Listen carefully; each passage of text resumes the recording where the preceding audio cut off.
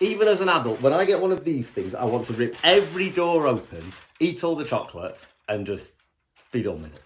I'm not very good at waiting. Waiting reminds me of a friend of mine who sometimes comes and knocks on our door asking for food or other support that we might be able to help him with. He and I will often go for a walk down to church to get him some supplies, and as we do, he often tells me about how overwhelmed he gets by the state of life.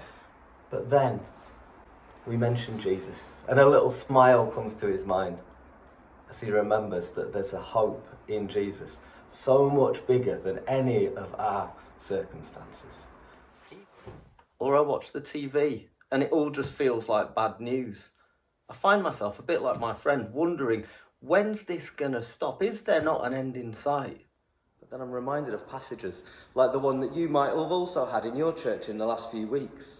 They will beat their swords into plowshares and their spears into pruning hooks. Nation will not take up sword against nation, and nor will they train for war anymore. This is the vision of a better life that people waited for and waited for. And when Jesus came the first time, there was so much hope surrounding him. The weary world rejoiced because here comes Jesus to set the world to rights.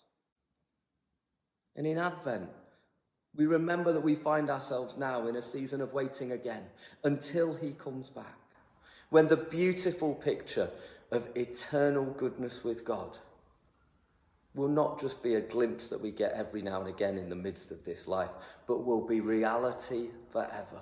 That's why a weary world will rejoice. May that be your hope this Advent and this Christmas.